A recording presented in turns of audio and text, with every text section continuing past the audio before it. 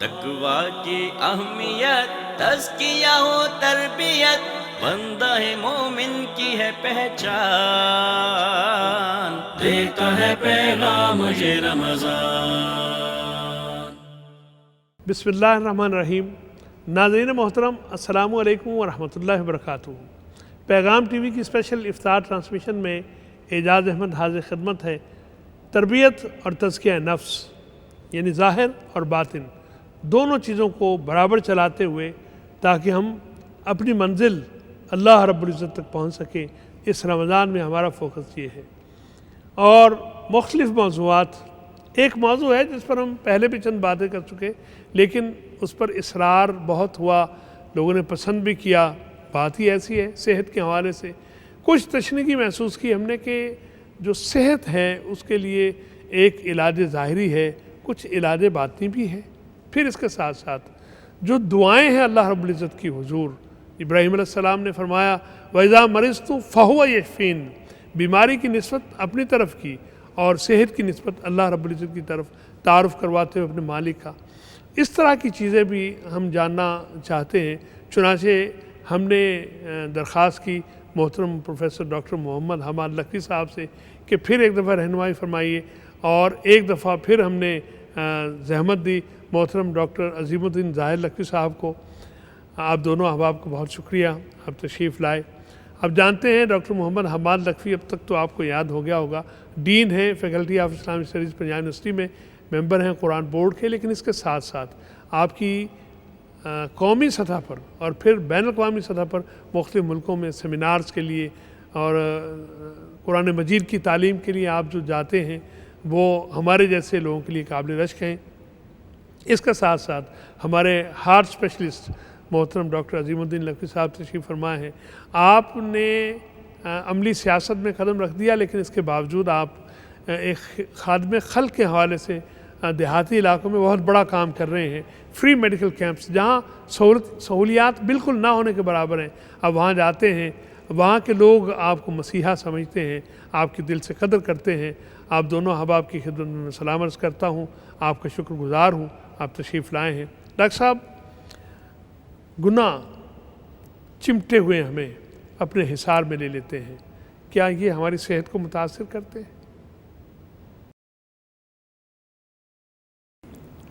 دیکھیں، انسان کی داخلی کیفیات اور انسان کی خارجی کیفیات یہ باہم جڑی ہوئی ہیں۔ انسان کا جسم ایک کل ہے، اس کے اندر اگرچہ ٹینڈنسیز دونوں موجود ہیں، گناہ کی طرف راغب ہونے کی بھی اور نیکی کی طرف راغب ہونے کی بھی۔ وہ آیت آپ فرمایا کرتے فَأَلْهَمَهَا فُجُورَهَا وَتَقْوَاهَا وَنَفْسٍ وَمَا سَوَّاهَا فَأَلْهَمَهَا فُجُورَهَا وَتَقْوَاهَا۔ تو یہ دونوں امکانات تو موجود ہیں، تو اس امکان کو جب انسان پازیٹیوٹی کی طرف جاتا ہے، نیکی کی طرف جاتا ہے، تو بلا شبہ اس کے فزیکل اثرات بھی ہوتے ہیں۔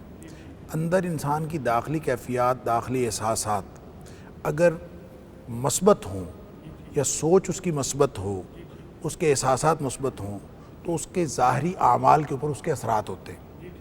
اسی طرح انسان کی جب سوچ منفی ہوتی ہے تو اس کے ظاہری اعمال کے اوپر اس کا اثرات ہوتے ہیں۔ تو جب انسان گناہ کرتا ہے تو وہ مثبت رہ نہیں سکتا۔ یہ ممکن نہیں ہے کہ اس گناہ کے اس کے ذہن کے اوپر اور اس کے اعضاء کے اوپر، جوارح کے اوپر اور اس کے بعد والے اعمال کے اوپر اثرات نہ ہوں۔ اللہ اکبر۔ تو جب اسی لیے اللہ تعالیٰ نے قرآن میں فرمایا ان الحسنات یذہبن السیئات، اور پھر یہ بھی فرمایا کہ جب بھی کوئی گناہ سرزد ہو جائے تو گناہ کے بعد نیکی کرو، حدیث شریف کے مطابق۔ اس لیے کہ جب آپ گناہ کے بعد نیکی کرتے ہیں تاکہ وہ گناہ کے اثرات بد ختم ہو جائے۔ ٹھیک۔ پھر اسی طرح جو پورا یہ جو نماز کا سسٹم ہے، 5 وقت کی نماز ہے، جمعہ ہے 8 دن بعد، سال بعد رمضان ہے، یہ سارا جو عبادات کا نظام ہے یہ بھی دراصل ایک پیوریفیکیشن کا ایک سسٹم ہے، جی ایک تطہیر کا نظام ہے۔ حج بھی گناہوں سے پاک کرنے کے لیے تطہیر کا نظام ہے جو انسان کو ظاہری طور پر بھی پاک کرتا ہے، جسمانی طور پر اور داخلی طور پر بھی پاک کرتا ہے۔ اور نبی پاک صلی اللہ علیہ وسلم نے نماز کی مثال تو دی آپ نے کہ جیسے کسی شخص کے گھر کے باہر نہر ہو، نہر بہہ اور رہی ہے، باہر نہر بھی فرمایا بباب احدکم، کہ گھر کے دروازے پر جی نہر ہو اور وہ پھر 5 وقت اس میں نہائے، جی تو کیا اس کے جسم پر میل باقی بچے گا؟ اللہ تو اسی کو پھر آپ نے فرمایا وَذَلِكَ مَثَلُ الصَّلَوَاتِ الْخَمْسِ 5 نمازوں کی مثال بھی یہی ہے. یہی ہے. اور اس کے علاوہ نبی اکرم صلی اللہ علیہ وسلم نے جو خاص طور پر ایک حدیث ہے جو میں سمجھتا ہوں کہ اس پیوریفیکیشن کے سسٹم کو اور اس نظام کو اور انسان کی جو جسمانی یا داخلی اور ظاہری جتنی بھی چیزیں ہیں اس کو اس عبادات کے نظام کے ساتھ اور گناہ اور نیکی کے ساتھ منسلک کرتی ہیں اور اس سے یہ سارے نظام کی وضاحت ہو جاتی ہے. وہ حدیث ہے جس میں نبی پاک صلی اللہ علیہ وسلم نے فرمایا کہ انسان دراصل اپنے سارے حواس کو استعمال کر کے اپنے ماحول سے جو کچھ یہ انہیل کر رہا ہوتا ہے, اخذ کر رہا ہے, لے رہا ہے, جو کچھ کر رہا ہے, انسان دراصل گناہوں کی بھٹی میں جل رہا ہوتا ہے. ہر وقت اس سے غلطیاں سرزد ہو رہی ہوتی ہیں, نگاہیں غلط جگہوں پہ پڑ رہی ہیں, سماعتوں سے غلط چیزیں ٹکرا رہی ہیں, زبان تھرک رہی ہے, غلط چیزیں نکل رہی ہیں. تو یہ جو چھوٹے چھوٹے گناہ ہیں جو انسان کے اوپر ہر وقت کسی نہ کسی طور امکانات موجود رہتے ہیں, معاشرے میں رہتے ہوئے زندہ انسان ہے تو وہ معاشرے میں رہے گا, اور معاشرے میں رہے گا تو پھر اس کے اوپر ایک گناہ کے امکانات رہیں گے.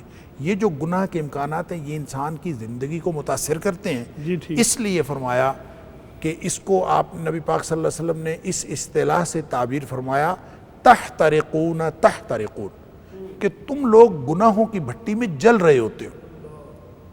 تحترقون تحترقون. اور دیکھیں نبی پاک صلی اللہ علیہ وسلم کا کلام اوتیت الجوامع الکلم, نبی پاک صلی اللہ علیہ وسلم کے کلام کی خصوصیت ہے کہ جامع کلام. لیکن اس حدیث کے اندر نبی پاک صلی اللہ علیہ وسلم نے 10 دفعہ تحترقون کے الفاظ فرمائے. اللہ اکبر, تکرار بالتکرار. تو آپ اندازہ فرما لیجئے کہ اس سے کتنی اہمیت اور کیا سمجھانا مقصود ہے.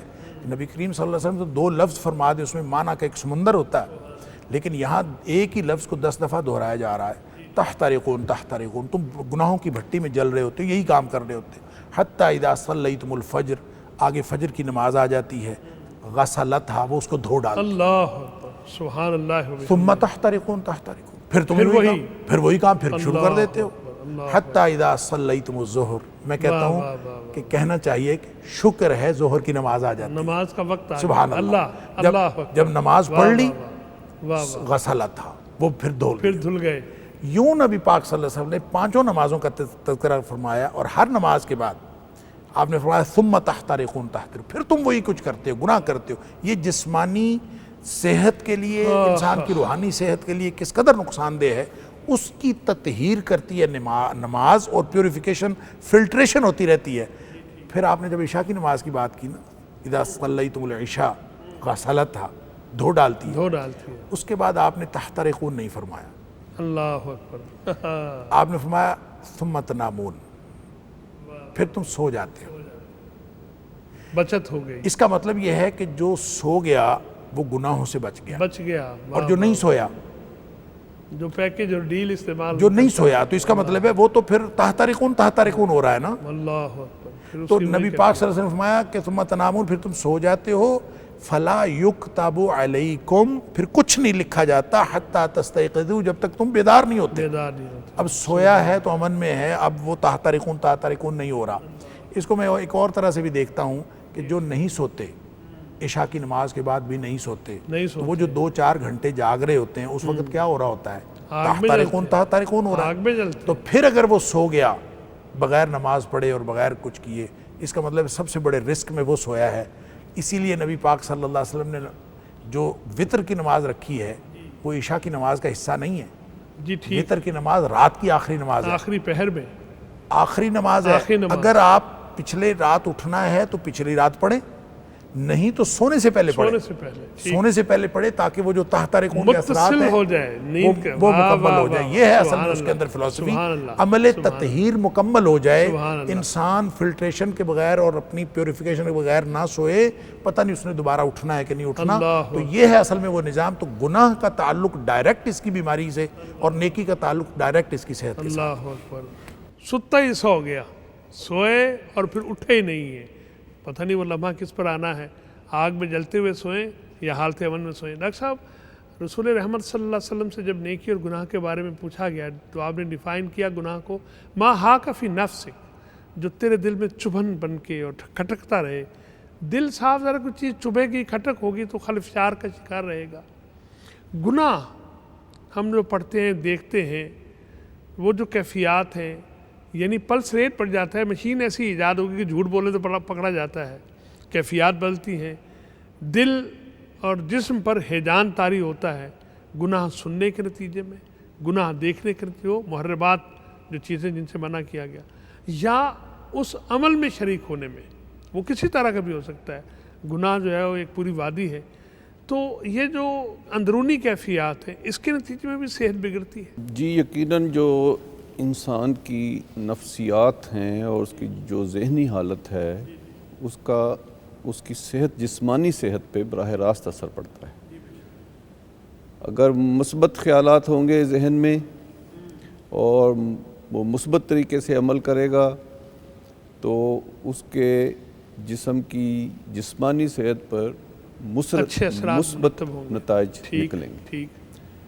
اور اگر کوئی, چونکہ اسلام جو ہے وہ دین فطرت ہے اور انسانی فطرت جو ہے اس میں یہ چیزیں شامل ہیں کہ اس کا ذہن اور اس کا جسم وہ دونوں مثبت انداز میں ساتھ ساتھ چلیں گے تو ایک اس میں توازن قائم رہے گا اور جسمانی صحت اور ذہنی صحت بھی ایک دوسرے کے ساتھ اور ساتھ چلتی رہے گی. کارکردگی بھی ٹھیک رہے گی اس کے ساتھ ساتھ. اور اگر تو وہ یہ جو آپ نے بتایا کہ اس کے دل کی دل جو میں کیفیت پھانس جو ہے, بن کے چبھ گیا نا جی. اگر تو وہ دین فطرت پہ ہے تب تو وہ پھانس اس کو کوئی کھٹکتا رہے گا اس کے سینے میں, وہ کانٹا جو ہے. اور اگر اس کو برائی اور اچھائی کے معیار کے فرق کا ہی نہیں پتا احساس ہی مر تو اس چکا کا ہے. تو احساس ختم ہو جائے گا. اللہ احساس یہاں ہی جاتا رہا تو اس میں باقی کیا بچے گا. اللہ اکبر. لہٰذا اگر تو کوئی مسلم ہے, اسلام پہ یقین رکھتا ہے اور جو اسلام نے معیارات قائم کیے ہیں اچھائی کے, برائی کے, نیکی کے, بدی کے, اگر ان پہ اس کو علم ہے تب شاید وہ ایسا کام جس کو اس کو علم نہیں ہے اگر اس سے کوئی سرزد ہو جاتا ہے یا دیکھتا ہے تب اس کا دل جو ہے گواہی دے گا کہ یہ کام کرنے والا ہے یا یہ کام کرنے والا نہیں ہے. تو اس لحاظ سے میں سمجھتا ہوں کہ مثبت انداز میں سوچنا چاہیے اور مثبت انداز وہی ہے جس کی تعلیمات اللہ نے اور اللہ کے رسول نے دی ہیں, وہی مثبت انداز ہے. ماشاءاللہ. ڈاکٹر صاحب یہ جو شوگر, بلڈ پریشر وغیرہ عمومی طور پر ہمارے یہاں یہ بیماریاں بڑی عام ہیں, رمضان میں یہ جو مریض ہیں اگر روزہ رکھنا چاہ رہے ہیں ان کے حوالے سے آپ کیا ہمیں تربیت فراہم کرتے ہیں؟ میرا خیال ہے اللہ تعالیٰ نے یہ جو روزے بنائے ہی انہی مریضوں کے لیے ہیں شاید, اور یہ بالکل یعنی ایویڈنس بیسڈ, جیسے چونکہ سائنس ہماری ایویڈنس بیسڈ ہوتی ہے, مشاہدات, آبزرویشن, تجربات اور پھر ان سے نتائج نکالتی ہے. ٹھیک. تو یہ اب تو چیزیں یہ بالکل نتائج جو ہیں یہ اخذ کر چکی ہے کہ ایک وقفہ کھانے پینے میں وہ بہت ضروری ہے انسان کے اندر جو فاسد مادے جمع ہو جاتے ہیں ان سے نجات حاصل کرنے کا. ایسا وہ بھوک کی حدت سے جل جاتے ہیں؟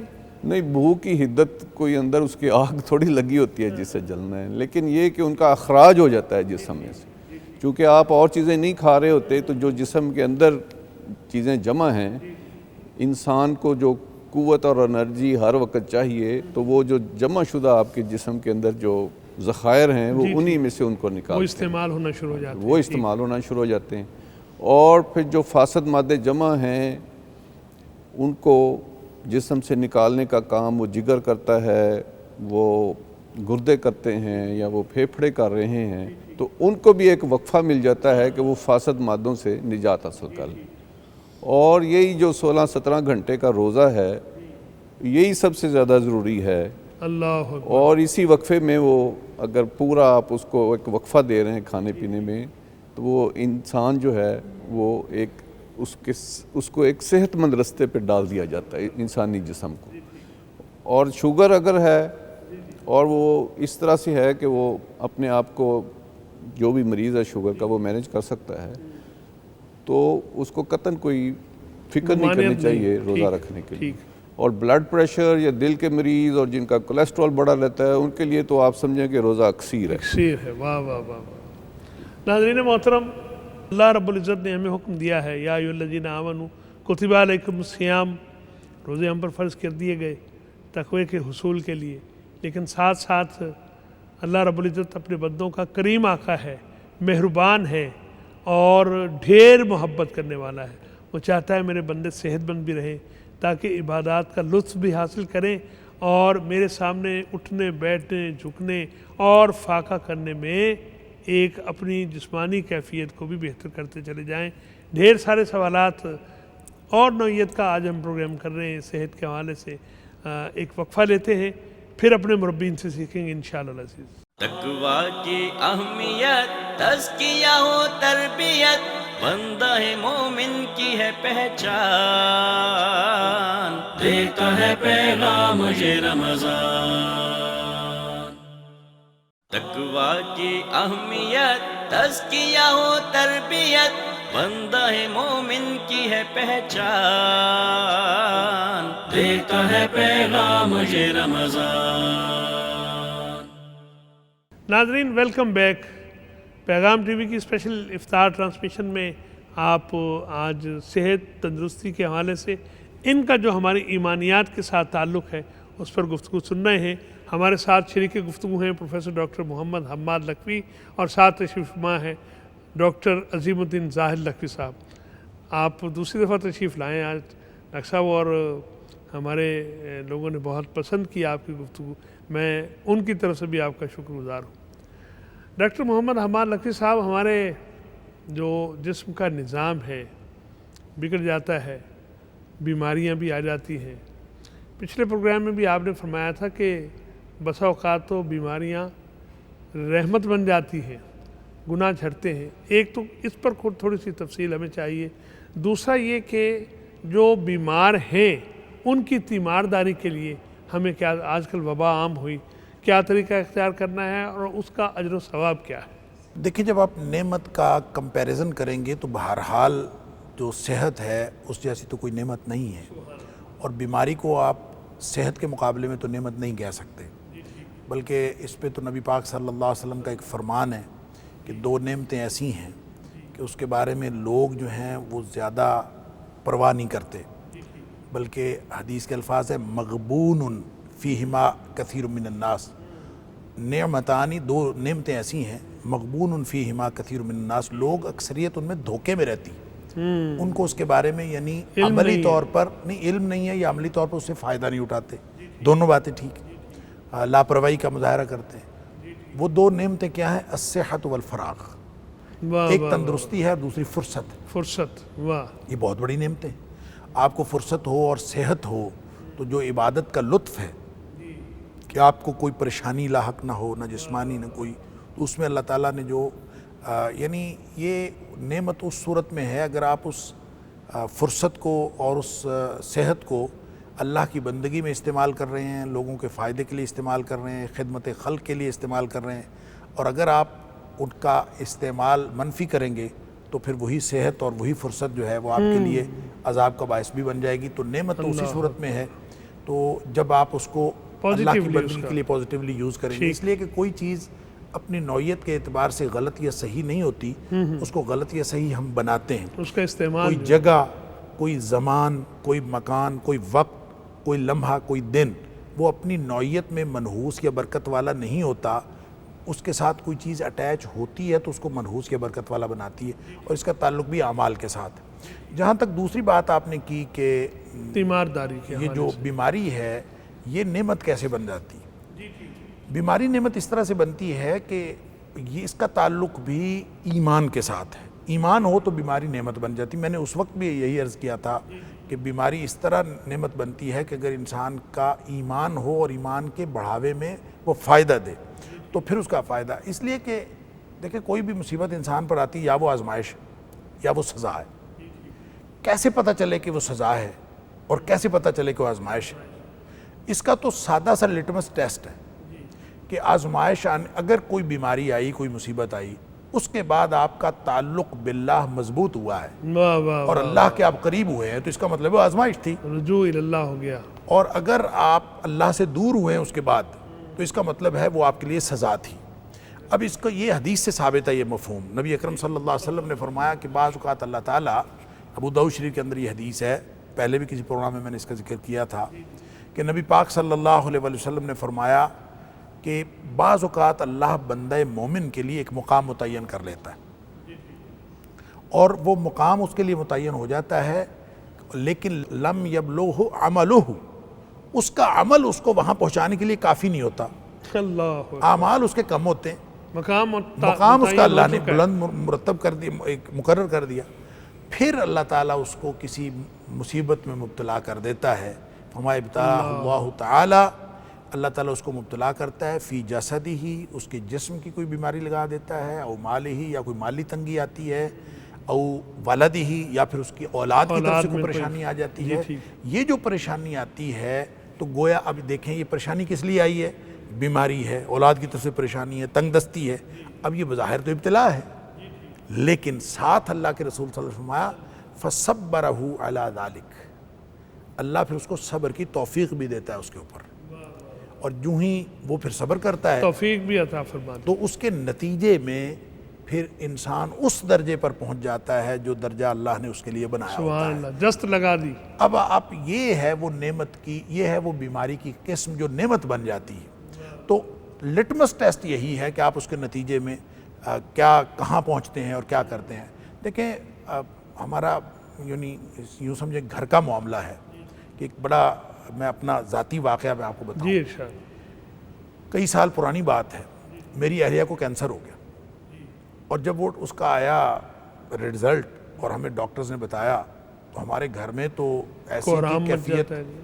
جیسے گھر میں مرگ ہو گئی ہو، اگرچہ ہم نے بہن بھائیوں کو اور باقی خاندان والوں کو بتایا تو نہیں، تو بچے چھوٹے تھے، تو ہم دونوں میاں بیوی اس قدر پریشان تھے، ایسے جیسے گھر میں مرگ ہو گئی ہو نا، تو جو کیفیت ہو سکتی ہے وہی تھی، لیکن یہ کیفیت ڈاکٹر صاحب 3 دن رہی ہے، اس سے زیادہ نہیں رہی۔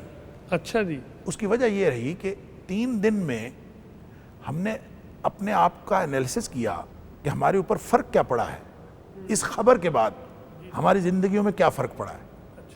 ہم نے محسوس کیا کہ ہم تو اللہ کے قریب ہو گئے ہیں، سبحان اللہ، ہمارے معمولات بدل گئے ہیں، سبحان اللہ، ہمارے سبحان اندر اللہ۔ جو انابت اللہ ہے اس کی کیفیت پیدا ہوئی ہے۔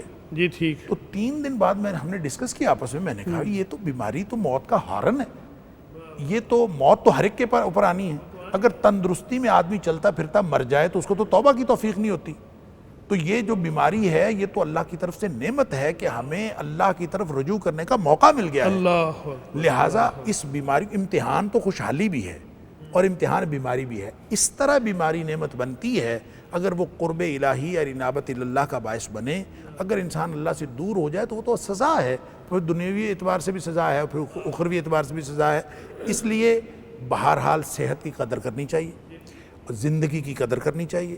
نبی پاک صلی اللہ علیہ وسلم نے فرمایا یہ تم اس جسم کے امین ہو، اس زندگی، یہ زندگی بھی امانت ہے، جس طرح زندگی امانت ہے اسی طرح تندرستی امانت ہے، اس کو استعمال کرنا ہے ہم نے اللہ کی مرضی سے۔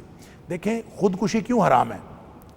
خودکشی اس لیے حرام ہے کہ اللہ کی دی ہوئی زندگی آپ کو چھیننے کا کوئی اختیار نہیں ہے، ہاں، اللہ تعالیٰ کی عطا یہ ہے، امانت ہے، اللہ جب چاہے واپس لے۔ اس میں خیانت نہیں ہو سکتی۔ نبی پاک صلی اللہ علیہ وسلم بہت زیادہ کوئی آدمی کسی بیماری سے یا اپنی کسی پریشانی سے تنگ ہو تو وہ زیادہ سے زیادہ یہ دعا کرے کہ اللہم احینی ما کان حیاتا خیر لی، اللہ مجھے زندہ رکھ جب تک زندگی میرے لیے بہتر ہے، اور وامتنی اذا کان وفاتا خیر لی، اور مجھے اس وقت موت دینا جب میرے لیے موت میرے لیے بہتر بن جائے۔ اب یہ اللہ کا کام ہے کب مرنا ہے کب جینا ہے، آپ کا کیا اختیار ہے کہ آپ اس کی جو ہے نا وہ زندگی لینا شروع کر دیں۔ آپ کا جسم بھی امانت ہے، آپ کی زندگی بھی امانت ہے، اس میں اگر صحت اور فراغ 2 چیزیں اگر میسر آ جائیں ان کی قدر بھی کی گویا جائے۔ اس کی قدر بھی کرنی چاہیے، اور اللہ کی بندگی کے لیے، اللہ کی عبادت کے لیے، خدمت خلق کے لیے، اللہ کی رضامندی کے لیے اس کو استعمال کرنا چاہیے، اور اس لمحے کو غنیمت سمجھنا چاہیے۔ کچھ دعائیں ہم آپ سے لے گئے آخر میں ڈاکٹر صاحب یہ فرمائیے، ایک تو صبح خیزی، صبح کے وقت جلدی اٹھنا ہمارے یہاں کلچر ہے کہ بس دیر تک جو ہے وہ، اور آج کل تو خاص طور پر جو کیفیت ہوئی، لاک ڈاؤن ہو گیا، جو ہمارا لائف سٹائل ہے اس کا ہماری صحت کے ساتھ کتنا گہرا تعلق ہے؟ لائف سٹائل میں تو بہت ساری چیزیں شامل ہوتی ہیں، وہ صرف سونا اٹھنا ہی نہیں، بول چال بھی، اور زندگی میں زندگی ہمہ جہت ہے، کھانا پینا بھی اس میں شامل ہے، چلنا پھرنا بھی شامل ہے، ہر چیز ہی شامل ہے، آپ کا پہننا اوڑھنا سونا ہر چیز ہی شامل ہے۔ لیکن جو صبح خیزی جس کو ہم کہتے ہیں، اگر اس کو ہم طبی نقطہ نظر سے دیکھیں تو صبح جو ہے انسانی جسم جو ہے وہ بھی جیسے صبح و شام کا ایک اللہ تعالیٰ نے ایک سلسلہ رکھا ہوا ہے، اور اسی طرح سے جسم یہ بھی ایک اسی چکر کی صورت میں، ایک سائیکل صورت میں جسم کے اندر بھی مختلف معاملات ہیں جو وقوع پذیر ہو رہے ہیں. اس پر بھی دن طلوع ہوتا ہے اندر، اور اس کے اندر بھی رات اترتی ہے. جو انسانی جسم کے مختلف مادے ہیں جو انسان کو تیار کرتے ہیں کہ اب وہ صبح ہو گئی ہے اور اس نے ایک پورا دن گزارنا ہے، اور ایک وہ دن جو ہے اس نے ایک تگ و دو میں گزارنا ہے، ایک جد و جہد میں گزارنا ہے، ایک اس نے اپنی زندگی کو بہتر بنانے کے لیے کوئی کوشش کرنی ہے، تو وہ اس کے لیے اس نے انسانی جسم کے اندر ہی اللہ تعالیٰ نے وہ چیزیں رکھی ہیں جو وہ اس کو تیار کرتی ہیں اس کے لیے. جو شکست و ریخت ہے اور پھر ان کی مرمت ہونا جو ہے، جی مرمت وغیرہ اللہ تعالیٰ ابھی تو ہم تیاری کر رہے ہیں اس کی کہ اس نے ایک دن گزارنا ہے، تو اس کے لیے اس کو تیار کیا جا رہا ہے. تو اس کے لیے جسم کے اندر ایک کارٹیسول اس کو ہم کہتے ہیں، وہ ایک مادہ ہے جو خارج ہوتا ہے. وہ اس کی جو جسم میں مقدار ہے وہ سب سے زیادہ صبح کے وقت ہوتی ہے، صبح کے وقت جب مارننگ ہے، ڈان جیسے ہم کہتے ہیں. تو اس کارٹیسول کی وجہ سے پھر اور بہت سارے جسم کے افعال ہیں جو بہتر ہوتے ہیں، اور وہ جسم جو ہے ایک جو انسانی زندگی نے ایک مقابلے کی کیفیت میں جانا ہے پورے دن کے لیے، تو وہ اس کو اس کے لیے تیار کرتے ہیں. تو اس لیے اسلام اس کو ہم دین فطرت اسی لیے کہتے ہیں کہ اس نے انسان کو تیار کیا کہ فجر کی نماز اس نے اٹھ کے پڑھنی ہے، پھر یہ ناپسند کیا گیا ہے کہ وہ دوبارہ سو جائے. اس کو چاہیے کہ وہ اپنے کام کاج جو ہے معمولات اس پہ آ جائے. تو ہم جو ہیں اب بالعموم لوگ وہ سوئے رہتے ہیں، یا اگر کچھ لوگ صبح اٹھ کے نماز پڑھ بھی لیتے ہیں تو پھر سو جاتے ہیں. تو یہ فطری تقاضوں کے خلاف ہے. اس سے بچنا چاہیے. اس کے نتیجے میں صحت کے اوپر بھی اثرات ہوتے ہیں، صحت پہ فل آف انرجی نہیں ہوتا ہے. جی ہاں، انسان ٹھیک ہے وہ کام تو کر رہا ہوتا ہے، لیکن اگر وہ فطرت کے مطابق اپنے آپ کو ڈھال لے گا تو وہ بہتر آؤٹ پٹ جس کو ہم کہتے ہیں آؤٹ پٹ بہتر دے سکے. جی کارکردگی بڑھ جائے گی، بہتر ہو جائے گی. ڈاکٹر صاحب یہ بیمار پڑ گئے، علاج، دوائیاں، چیزیں، سارے اسباب معاملات موجود ہیں، لیکن دوا اور دعا یہ جو اندر سے ایک کیفیت ہے جو آپ نے فرمایا رجوع اللہ، اور ہم جانتے ہیں الحمدللہ کہ وہ آپ اپنے ابھی گھر کی بات کر رہے تھے، اللہ تعالیٰ نے پھر صحت یابی بھی عطا فرمائی الحمدللہ. تو یہ جو کیفیات ہیں اس میں ہمیں اپنے رب کو کیسے پکارنا ہے؟ مسنون دعائیں کون سی ہیں آپ فرمائیں گے تو ہم اپنی سکرین پر بھی دکھا سکیں گے انشاءاللہ عزیز. اور روحانی جو علاج ہے اس طرف ذرا رہنمائی فرمائیے. دیکھیں بات یہ ہے کہ نبی پاک صلی اللہ علیہ وسلم کا یہ فرمان کہ لکل داء دوا، ایک تو یہ کانسیپٹ ذہن میں رکھیں کہ میڈیکل سائنس کہے کہ فلاں بیماری لا علاج ہے، جیسے آج یہ جو آج کل کرونا کی وبا ہے کہ یہ لا علاج ہے. یہ لا علاج غیر شرعی تصور ہے. کہیں کہیں دریافت ہونے کی خبر بھی آئی ہمیں.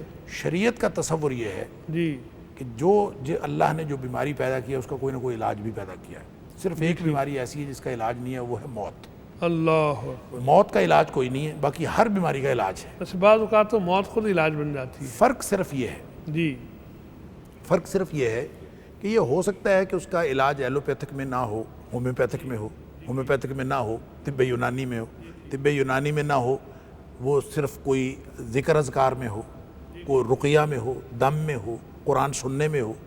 اس کا علاج کہاں ہے؟ یہ ہے وہ تگو دور، یہ ایفرٹ اور سرچ اور ریسرچ جو انسان کو کرنی ہے، اور انسان اپنی ایفرٹ کرے اور اس کو غور و فکر کے اور اللہ کی دی ہوئی صلاحیتوں کو استعمال کر کے، اور جو پوٹینشل آف نالج اس کے اندر رکھا ہے اللہ تعالیٰ نے، اس کو ایکسپلور کرے اور چیزیں سامنے لائے. اسی لیے کہتے ہیں کہ فلاں تیار کر رہا ہے، فلاں تیار کر رہا ہے، ایسا ہو رہا ہے، ایسا ہو. ان ساری باتوں کو، دوا کی باتوں کو، اور خالص جو فزیکل سائنس کے ساتھ یا بیسک سائنسز کے ساتھ تعلق رکھتی ہیں، ان سب کو آپ یوں دیکھیں جی کہ اگر بندہ مومن اس کو ایمان سے ہٹ کے دیکھتا ہے تو یہ ایک کفر کا تناظر ہے. ایمان کا تناظر یہ ہے کہ میں اگر پیناڈول کی گولی لے رہا ہوں جو کہ سر درد کا علاج ہے، تو اس میں تاثیر میرے اللہ نے رکھی ہے. سبحان اللہ. سبحان اگر اس کو آپ اس نقطہ نظر سے پیناڈول کی گولی استعمال کریں گے، کوئی بھی اسباب اختیار کریں گے، دوائیاں لیں گے، تو وہ جس اللہ نے بیماری پیدا کی ہے اسی اللہ نے اس کا علاج پیدا دیکھا نا فرمایا۔ جنہوں بسم اللہ یا شافی یا کافی اس طرح سے کہتے جب ہم یہ کرتے ہیں، اللہ کے اوپر بھروسہ کر کے اس کو لیتے ہیں، تو پھر وہ دوائی عین شرعی علاج ہے۔ لیکن جب آپ بھروسہ اس پہ کر لیتے ہیں دوائی پر کہ دوائی پہ بھروسہ کر لیتے ہیں، تو پھر گویا یہ ایک کفریہ طریقہ علاج بن جاتا ہے۔ بس فرق اتنا ہی ہے، دنیا کے علوم کی بات کر لیں، دنیا کی سائنسز کی بات کر لیں، اس سائنسز کے آؤٹ کم کی بات کر لیں، ریسرچ کے آؤٹ کم کی بات کر لیں، جس سے اللہ کی ذات خارج ہو جاتی ہے، اللہ وہ کفر بن جاتا ہے، وہ کفری علم بن جاتا ہے، وہ کفری سائنس بن جاتی ہے۔ جب آپ اس کو اللہ تعالیٰ کی ذات کے حوالے سے سمجھتے ہیں تو وہی سائنس، وہی فن، وہی علم، وہی سب کچھ وہ عین اسلامی ہو جاتا ہے۔ لہذا کوئی چیز اسی وجہ سے اسلامی اور غیر اسلامی ہو جاتی ہے۔ آپ طبیعات کی کیمسٹری کی کسی بھی سائنس کو لے لیں، جو ایمان کے نقطہ نظر سے ہم دیکھتے ہیں تو پھر اس میں ایک بڑی ہی خوبصورت بات اور اس سے بھی ایک قدم آگے بڑھ کے سامنے آتی ہے، وہ یہ کہ جو اللہ پیناڈول کی گولی سے مجھے سر درد کو آرام دے سکتا ہے، وہ بغیر گولی کے بھی دے سکتا ہے۔ اللہ اکبر، اللہ اکبر۔ یہ وہ کیفیت ہے جو توکل اللہ کی ان لوگوں کے حصے میں آتی ہے جن پر اللہ کا خاص کرم ہوتا ہے، اور ان کے بارے میں نبی اکرم صلی اللہ علیہ وسلم نے فرمایا کہ وہ لوگ بغیر حساب کتاب کے جنت میں جائیں گے۔ سبحان انہوں نے اللہ کے ساتھ کوئی حساب کتاب نہیں رکھا، انہوں سبحان نے جو یہ فزیکل سائنسز کی دی ہوئی اللہ تعالیٰ کی جو فیسلٹیز ہیں ان کو اویل نہیں کیا، انہوں نے ان سہاروں کے بغیر اللہ تعالیٰ پر توکل کیا۔ تو یہ جائز ہے کہ انسان پیناڈول کی گولی کھائے اور پھر مسبب الاسباب پر نگاہ رکھے، لیکن اگر کوئی شخص نہیں کھاتا تو آپ اس کو غلط نہیں کہہ سکتے۔ وہ کہتا ہے کہ میرا اللہ وہ جو گولی کے حکم ذریعے دیا شفا گیا دے ہے سکتا ہے علاج اس کے بغیر بھی دے سکتا ہے، جی ٹھیک۔ لہٰذا وہ اس کے بغیر اللہ تعالیٰ پر شفا کی توقع رکھتا ہے۔ موت اس کو بھی آنی ہے، موت اس کو بھی آنی ہے، یعنی موت کا تو علاج نہیں ہے۔ لہٰذا فزیکل ان علاجوں کو دیکھیں، نبی پاک صلی اللہ علیہ وسلم نے کالے دانے کی بات کی، بلیک سیڈ جس کو کہتے ہیں، اور عام طور پہ اس سے مراد کلونجی لیا جاتا ہے، یا پھر بعض لوگوں نے سنا مکی لیا ہے۔ تو یہ جو کالا دانہ ہے، نبی پاک صلی اللہ علیہ وسلم نے اس میں ہر چیز کا علاج ہے سوائے موت کے۔ ناظرین، دعائیں بھی ہم نے سننی ہیں، اور خاص طور پر میں چاہتا ہوں ڈاکٹر صاحب سے ہم پوچھیں کہ بریک کے بعد انشاءاللہ العزیز کہ رسول رحمت صلی اللہ علیہ وسلم بتقاضۂ بشریت آپ پر جب کبھی ایسی کیفیت آئی، آپ بیمار پڑے، تو کون سی دعا، اور خاص طور پر اپنی زندگی حیات دنیوی کے آخری لمحات میں جو دعائیں آپ نے مانگی وہ بھی ہم نے ڈاکٹر صاحب سے لینی ہیں، اور کچھ اور قیمتی باتیں ہم اپنے دونوں احباب سے دریافت کریں گے۔ ایک چھوٹا سا وقفہ آپ کی صحت کے حوالے سے، اگر آپ خود فکر مند ہیں تو بریک کے بعد ضرور سنیے۔ ملتے ہیں انشاءاللہ العزیز۔ تقویٰ کی اہمیت، تزکیہ و تربیت، بندہ مومن کی ہے پہچان، دیتا ہے پیغام یہ رمضان۔ تقویٰ کی اہمیت، تزکیہ و تربیت، بندہ مومن کی ہے پہچان، دیتا ہے پیغام یہ رمضان۔ ناظرین، ویلکم بیک۔ رمضان کی اسپیشل افطار ٹرانسمیشن پیغام ٹی وی کے ذریعے آپ سن رہے ہیں، تربیت اور تزکیہ نفس۔ آج ہم بات کر رہے ہیں آپ کی صحت کے حوالے سے، صحت ظاہر کی، صحت باطن کی، اور بیماری اور گناہوں کا تعلق۔ ڈھیر ساری قیمتی باتیں آپ نے سنی، لیکن ابھی کچھ اور باتیں ہیں جو ہم اپنے معزز مہمانوں سے دریافت کریں گے انشاءاللہ العزیز۔ آپ جانتے ہیں ہمارے ساتھ تشریف فرما ہیں پروفیسر ڈاکٹر محمد حماد لکھوی صاحب، اور ساتھ تشریف فرما ہیں ڈاکٹر عظیم الدین زاہد لکھوی صاحب۔ ڈاکٹر صاحب، شوگر، بلڈ پریشر، مختلف بیماریوں کے حوالے سے ہم بات کر رہے تھے۔ اس شوگر کا مرض بھی بڑا عام ہو گیا، ہر دوسرا تیسرا فرد اس بیماری کا شکار ہے۔ کچھ دوست کہتے ہیں ہم اس ڈر سے چیک نہیں کرواتے کہ چیک کروائیں گے تو بیماری نکل آئے گی، جیسے آپ پہلے بھی کہہ رہے تھے کہ ٹیسٹوں کے حوالے سے کچھ نہ کچھ تو نکل ہی آتا ہے۔ یہ بیماری ہے کیا، اور رمضان کے روزے اگر رکھے جائیں تو کس طرح سے اس بیماری میں کمی واقع ہو سکتی ہے؟ شوگر بیماری کے لحاظ سے اس کو ایسے کہا جا سکتا ہے کہ اللہ تعالیٰ نے، قدرت نے انسانی جسم میں وہ ایک نظام قائم کیا ہوا ہے کہ وہ شوگر کی جسم کے اندر مقدار جو ہے وہ اس کو ایک حدود کے اندر رکھتا ہے۔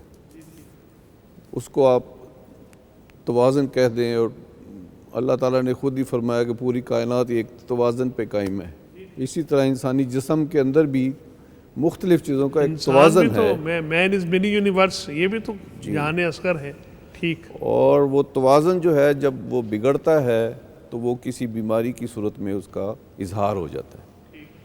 تو شوگر جو ہے وہ یہ ہے کہ انسانی جسم اپنی جو قوت اور انرجی جہاں سے لیتا ہے وہ شوگر سے ہی لیتا ہے. ایک لبلبا بھی ہم سنتے رہتے ہیں ڈاکٹر صاحب، اس کی جہاں اس کا کردار میں بتاتا ہوں آپ کو. تو شوگر جو ہے وہ ہمیں اپنے ہر کام کاج کے لیے جو ہم کچھ چل پھر رہے ہیں، ہم دیکھ رہے ہیں، ہم سن رہے ہیں، ہمارا دماغ کام کر رہا ہے، تو اس کو جو یہ قوت حاصل کر رہا ہے، انرجی، وہ شوگر سے حاصل کر رہا ہے. اور وہ شوگر کی حدود مقرر ہیں، اوپر والی بھی نیچے والی بھی، اور جسم اس کے اندر شوگر کی مقدار رکھتا ہے. اگر وہ مقدار اس کی حدود سے بڑھ جائیں تو اس کو ہم کہتے ہیں کہ یہ بندہ شوگر کا مریض ہو گیا، ذیابیطس کا مریض ہو گیا. اور وہ مقدار کیوں بڑھتی ہے، اس میں لبلبے کا کردار آ جاتا ہے. لبلبا جو ہے انسانی جسم میں، وہ اور بھی اس کے افعال ہیں، لیکن ان میں سے ایک فعل جو ہے وہ یہ کہ وہ ایک مادہ بناتا ہے جس کو ہم انسولین کہتے ہیں. اب عام سب اذہان جانتے ہیں انسولین کو. اور انسولین بنانے کا بھی طریقہ کار اور اس کا اخراج جو ہے وہ بھی فطرت نے انسانی جسم کو بھی سکھا دیا ہے.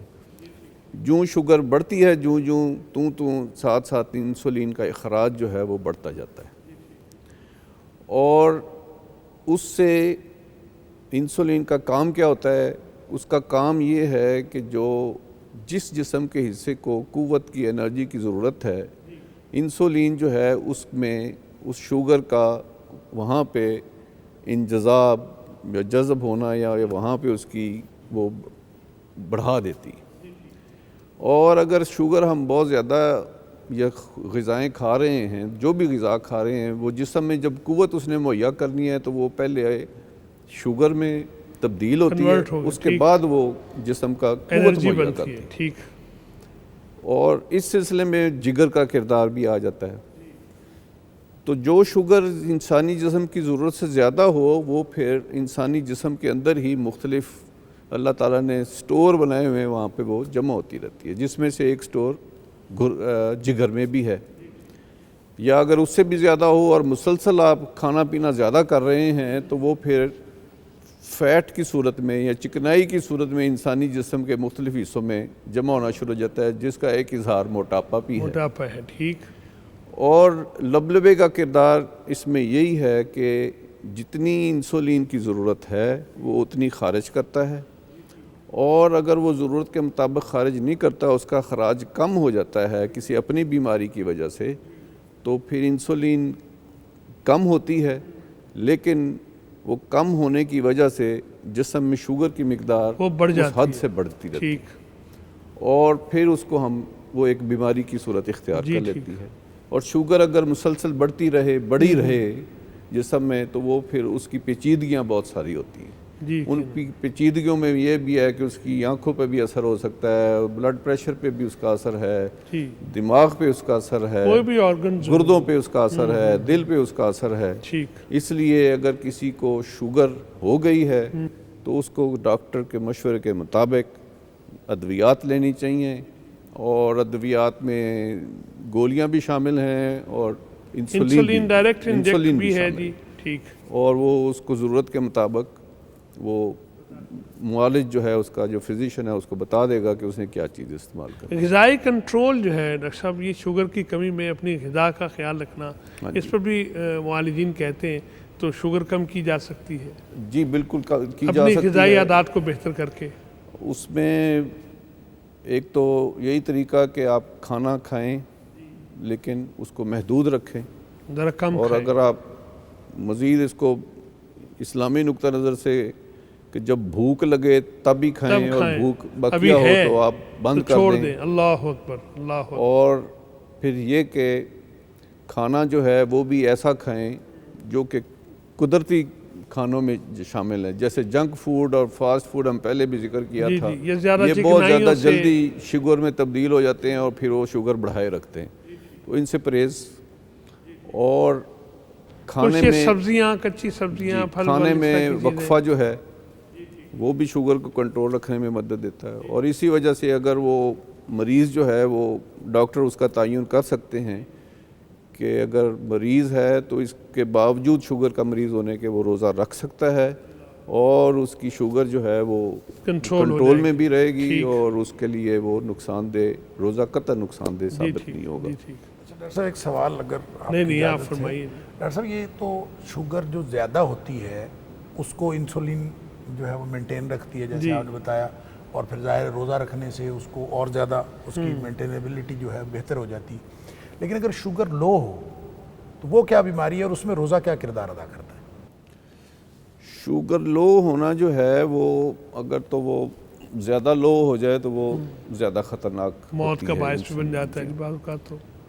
اور شوگر لو اسی وقت ہوگی جب آپ اگر شوگر کے مریض ہیں اور آپ نے بہت لمبے عرصے سے وقفہ زیادہ ہو گیا اور آپ نے کھانا نہیں کھایا، یا آپ نے ادویات شوگر لو کرنے کی لے لی ہیں یا انسولین لے لی ہے اور کھانا اس کے مطابق نہیں آپ نے کھایا، تو اس صورت میں یہی ہے کہ وہ پھر آپ کو پوری زندگی جو اور پوری کائنات ایک توازن پہ چل رہی ہے، آپ نے وہ توازن ڈھونڈنا ہے کہ کون سا توازن ہے دوائی میں اور خوراک میں، اور اس کے مطابق آپ اپنے آپ کو بدلیں گے۔ اور یہ اپنے معالج سے مشورہ کر کے ہم اس پر چل سکتے ہیں۔ ڈاکٹر صاحب وہ دعاؤں کی بات ہم کر رہے تھے کہ بڑی خوبصورت بات آپ نے کی کہ جو دوائی میں شفا دے سکتا ہے دوائی کے بغیر بھی شفا دے سکتا ہے، تو بات تو اپنے یقین کی، توکل کی ہے، لیکن بہرحال اس میں بھی ایک جو اسباب کے معاملات اختیار کرنے کا حکم دیا گیا ہے۔ رسول رحمت صلی اللہ علیہ وسلم جب بیمار پڑتے تھے، کبھی آپ امت کی تعلیم کے لیے جو دعائیں آپ نے مانگی اور وہ جو مسنون چیزیں ہیں وہ ذرا پیش فرمائیے۔ جو میں عرض کر رہا تھا کہ جب جو اللہ اسباب کے ذریعے شفا دے سکتا ہے وہ اس کے بغیر بھی دے سکتا ہے، یہ وہ تیقن اور توکل کی دولت ہے جو کم لوگوں کو نصیب ہوتی ہے، اور اسی توکل اور تیقن کی دولت کو حاصل کرنے کے ایک سورس وہ دعائیں ہیں جو نبی کریم صلی اللہ علیہ وسلم نے بتائی۔ جی ٹھیک۔ لہٰذا جب آپ دعائیں کرتے ہیں تو گویا آپ ڈائریکٹ مسبب الاسباب سے رابطہ کرتے ہیں، اور مسبب الاسباب سے آپ استدعا کرتے ہیں کہ اللہ یہ جو دوائیاں ہیں یہ میرا کچھ نہیں فائدہ کر رہی، تو ڈائریکٹ میرے لیے فائدہ مند بنا دے، کسی دوائی کو فائدہ مند بنا دے، کوئی سبب بنا دے یا بغیر سبب مجھے عنایت فرما دے۔ تو وہ جتنی بھی یہ نبی پاک صلی اللہ علیہ وسلم نے دعائیں سکھائی ہیں وہ اسی لیے ہیں، اور خاص طور پہ بیماریوں کے حوالے سے صبح و شام کی اذکار میں کچھ چیزیں نبی کریم صلی اللہ علیہ وسلم نے شامل فرمائیں۔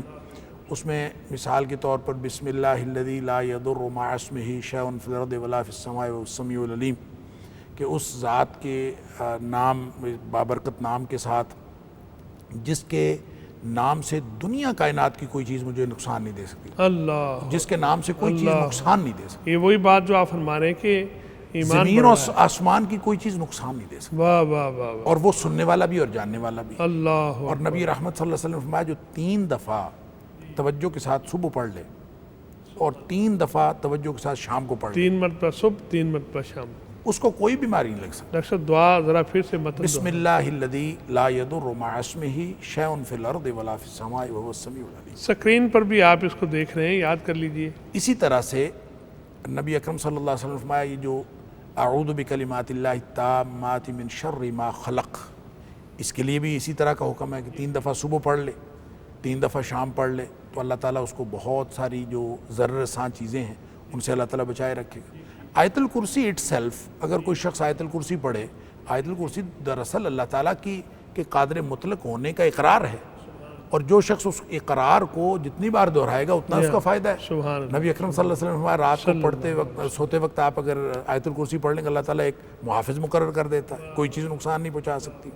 پھر خاص طور پہ جو فزیکل بیماریاں ہیں اس کے بارے میں نبی اکرم صلی اللہ علیہ وسلم کی یہ دعا کہ اللہم انی اعوذ بک من البرص والجذام والجنون ومن سیء الاسقام، کہ اللہ یہ جو بڑی بڑی بیماریاں، برس ہے، جنون ہے، برس پھلبیری کو کہتے ہیں، یا کوڑ ہے جذام، کہ اللہ یہ جو بڑی بڑی بیماریاں اس سے بھی مجھے پناہ دے، ومن سیء الاسقام، اور ہر قسم کی بیماریوں سے۔ تو اللہ تعالیٰ ہر قسم کی بیماریوں سے شفا دے ڈاکٹر صاحب سکتا ہے۔ یہی سورہ دم، سورہ فاتحہ، پوری روایت بھی موجود ہے اس پر بھی ذرا فرمائیے۔ جی وہ میں عرض کر رہا ہوں، پھر اللہ تعالیٰ نے جتنا بھی قرآن حکیم کے اندر جتنی بھی آیات ہیں، پورا قرآن شفا ہے، سبحان اللہ، فیہ شفاء للناس شفاء لما فی الصدور، اس کے ناموں میں سے نام کہ شفا ہے، شفاء لما فی الصدور، بے شک، سینوں کے لیے، دلوں کے لیے شفا ہے۔ جی اب ٹھیک۔ ظاہر ہے دلوں کے لیے ہے تو دل، جیسے آپ کہتے ہیں کہ یہ انسانی ریاست کی ریاست ہے، بادشاہ ہے، تو بادشاہ ہے، تو جو دل کے لیے شفا ہے تو گویا جسم کے لیے بھی شفا ہے۔ اور پھر اس کا عملی طور پر نبی پاک صلی اللہ علیہ وسلم نے ایک تو سورہ فاتحہ کے حوالے سے وہ جو واقعہ ہے، حضرت ابو سعید خدری رضی اللہ عنہ نے کسی فزیکل پین کی وجہ سے، غالباً کسی کیڑے نے، بچھو نے یا سانپ نے کاٹ لیا تھا، اس پر دم کیا سورہ فاتحہ پڑھ کے، اور وہ اس کو شفا ہوئی، اس کے نتیجے میں انہیں کچھ بکریاں بھی دیں۔ نبی کریم صلی اللہ علیہ وسلم اس کے جواب میں اس کو انڈورس کیا، اور آپ نے فرمایا آپ کو کیسے پتہ چلا انہا رقیہ کہ یہ دم ہے اور اس سے شفا ہوتی ہے، تمہیں کیسے پتہ چلا؟ تو گویا اس میں بھی شفا ہے۔ پھر یہ جو معوذتین ہیں، یہ تو گویا سورۃ الفلق جو ہے، یوں کہہ لیجئے کہ ہر اس چیز سے شفا کے لیے اکسیر ہے کہ جس سے انسان کو مادی اسباب میں اور ظاہری جتنی بھی اشیاء معلوم ہیں ان میں کوئی چیز اس کو فائدہ مند نہیں لگتی، تو پھر بھی اس کو کوئی نہ کوئی چیز نقصان پہنچانے کا امکان رہتا ہے، تو ہر اس چیز کے، ہر اس نقصان دہ چیز کے لیے سورہ فلق کے اندر شفا ہے۔ من شر ما خلق، من جو شر بھی ما شر خلق، ہے، ہر جو چیز بھی آ شر ہے، بالکل اسی طرح اعوذ بکلمات اللہ التامات من شر ما خلق، اور یہاں بھی ہے من شر ما خلق، جو چیز اللہ نے پیدا کی اس میں جہاں بھی برائی ہو سکتی ہے۔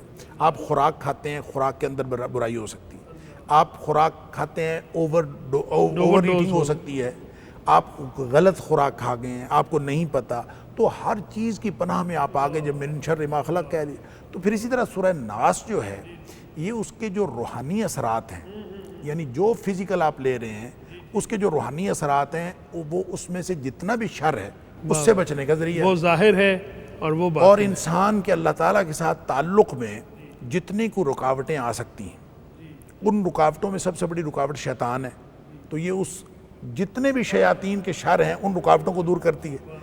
اس لیے یہ معوذتین نبی پاک صلی اللہ علیہ وسلم کی عادت مبارکہ تھی، آپ اس کو دم کرتے تھے اور پڑھ کے اپنے جسم پر پھونک مار کے، اپنے ہاتھوں پر پھونک مار کے پھر اپنے جسم پر پھیرتے تھے۔ سبحان اللہ، سبحان اور خاص طور پہ نبی پاک صلی اللہ علیہ وسلم کے مرض الوفات کے اندر جی جی، حضرت عائشہ صدیقہ رضی اللہ تعالیٰ عنہا سے نبی اکرم صلی اللہ علیہ وسلم نے کہا آپ پڑھیں، ہاں، اور پڑھ کر جو ہے وہ میرے جسم پر ہاتھ پھیریں، تو حضرت عائشہ صدیقہ رضی اللہ تعالیٰ عنہ فرماتی پڑھ تو میں نے لیا، لیکن ہاتھ میں نے نبی پاک صلی اللہ علیہ وسلم کا ہی پکڑ کے آپ کے جسم مبارک پر پھیرا۔ اسی طرح نبی کریم صلی اللہ علیہ وسلم نے ایک بات یہ ارشاد فرمائی کہ آپ کسی مریض کے پاس جاتے ہیں عیادت کرنے کے لیے، جو آپ نے کہا تھا، تو عیادت کے لیے جب آپ جاتے ہیں تو آپ وہاں پہ 7 دفعہ ایک فقرہ دہرائیں، جی، اور وہ یہ ہے کہ اسأل اللہ العظیم رب العرش العظیم ان یشفیک، کہ میں اس عظمت والے اللہ سے جو عظمت والے عرش کا مالک ہے سوال کر، اس سے میں سوال کرتا ہوں کہ وہ تجھے شفا دے دے۔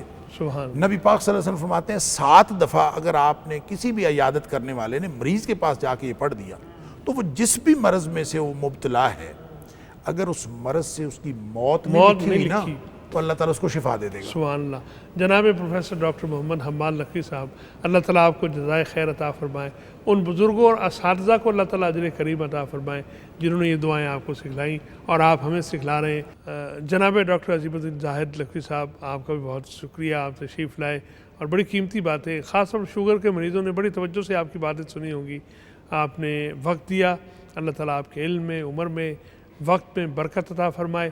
ناظرین، بڑے مسائل ہیں صحت کے،